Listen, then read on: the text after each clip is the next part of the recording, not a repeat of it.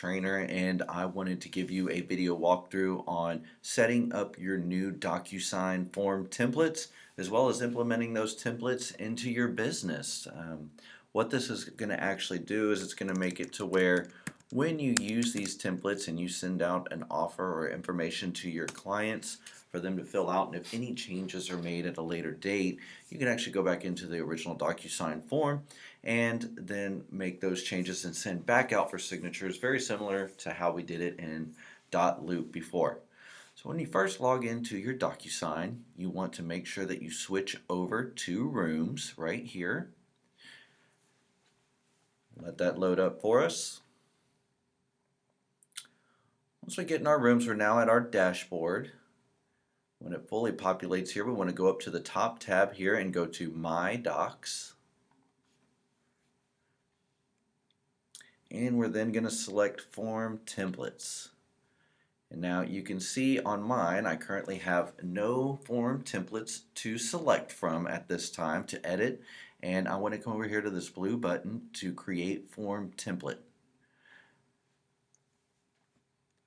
We want to select from library just as if we would choose from the documents section of our opportunities. We'll come here and we'll go to Texas Association of Realtors. And then we want to come, and I'm going to do the 1 to 4 family residential contract, and it'll automatically populate there for me. I'll select a little bubble to highlight it and then say use. Once I select use, it's then going to open the form for me, and now I'm going to put in all the information that I do not want to change on a regular basis. This could be like brokerage information or just different parts of the contract that you feel are not going to change for you. So as I scroll through the document here, again, I'm looking for things that don't change for me very often. And so maybe I'll go ahead and put in my title company here, 5550. Actually, this would be Fair Texas Title, located at 5550 Granite Parkway, number 150. in Plano, Texas 75024. And we don't know what the option and earnest money amounts are, so I'm not going to put anything there. But I know that most of the time we're not going to be delivering additional option or earnest money, so I'm going to go ahead and put some zeros there. Now just know that if you need to make changes to this later, you can do it after you've already applied the template to one of your documents that you're going to send out for signatures. So these would just be things that are not changing on a normal basis. We don't know what the amount of days for option is. Now in a normal market, we might have the seller paying for the title policy, and again I'm going to put my preferred title company in there. Okay. Scroll on down, survey. I know that most of the time I'm asking the 3 days to be provided with the survey, and that's normally a buyer's expense. Objections, I'll type residential use only, and my clients normally get 3 days to object to the survey. We don't know if the property is in an HOA or not. We don't know about the seller's disclosure. And I normally ask for $650 for my residential service contract, so I'll go ahead and put that in there. Don't know what our closing date is. Settlement and other expenses, it's been a little while since we could actually ask for those. And we mark the documents if we have any that normally accompany our contracts, we could do that there. And also if we wanted to input our broker information. So I'm going to go ahead and just do my side, Keller Williams, DPR, Empires.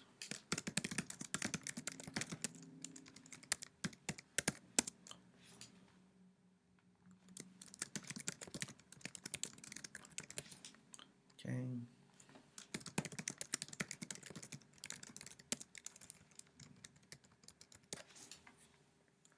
Okay, and so forth. I'm not going to put Janice's information here or our address, but you can kind of get the idea. We come in and we put the information in of things that are not going to change. 3% in that field, and now I'm going to save and close. So now, if we ever need to come back to edit our template, we come right back to My Docs and Form Templates, and then we can edit our template, make any changes that we need. But now our form template is ready for use. So what is this going to look like as far as how we actually get to use our form template?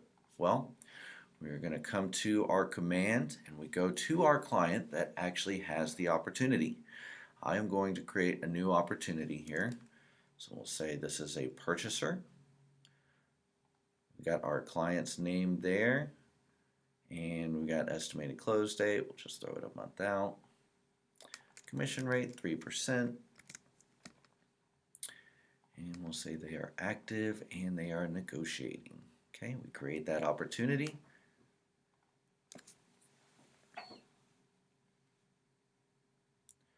So now that we're in our opportunity, we want to come over to Documents. And we want to start a transaction. Starting a transaction is going to send us to our Docusign and create a room that is connected to this opportunity contact in command. This makes it really easy to pull our documents in the future. So now that we're at the Documents section, a couple things that we do want to make sure that we have. We want to select Details. We'll say Edit.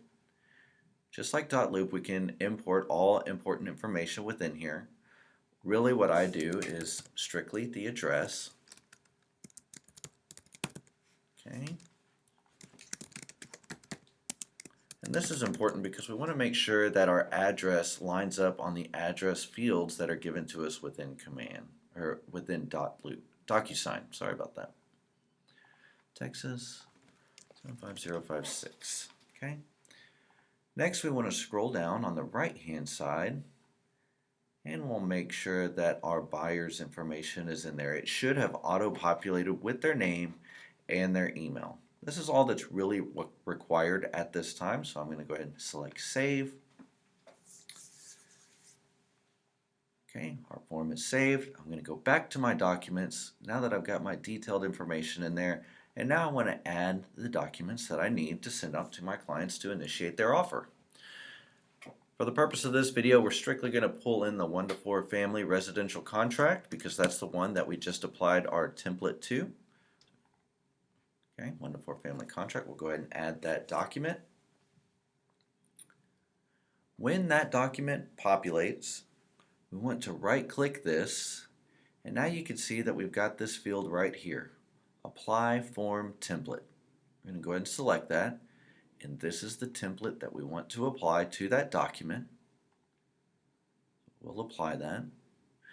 And now, just as we normally would, we come into our document to go ahead and make the edits that we need for this particular offer.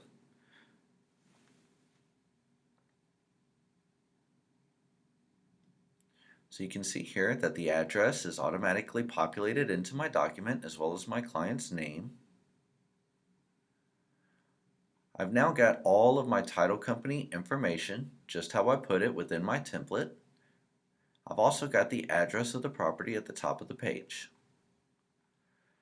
From here, I want to make sure that I go ahead and input the seller's names and fill out all the rest of the document as needed. Okay, so you do your lot, your block,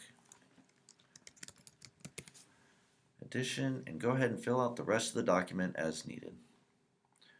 Then select Save and Close once the document has been completed, and we move on to the next document, and we'll do the same thing. If this was the third-party financing addendum and we've set that template up, we'd right-click it, apply the template, and fill it out.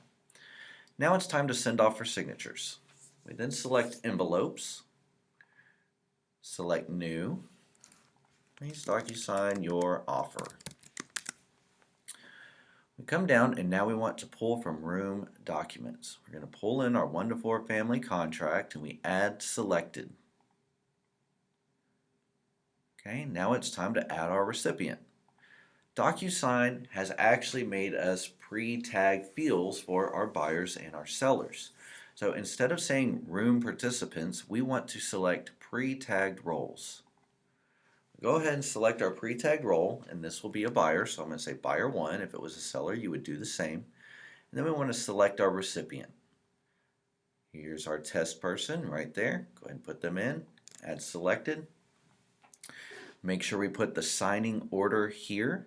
So if you need to see a document first, make sure that you put yourself ahead of your buyers with this number 1 next to your name and the number 2 next to them. That way it sends to you first and then to them. We can change our email subject if we want, but I'm going to go ahead and select next.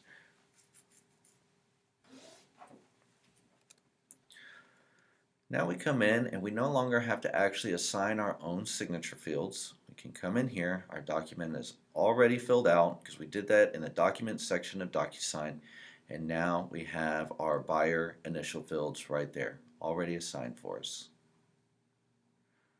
So now we send that out to our clients to sign, and they sign, and we now receive the copy back in our document section of Docusign. Now again, what this is going to really make it easier for us to do is we've automatically got the signature fields that we needed, and now we've got an editable Docusign document that will always stay in this document section of Docusign, making it much easier for us to go back and revise our offers as we need to, or our listing documents as well.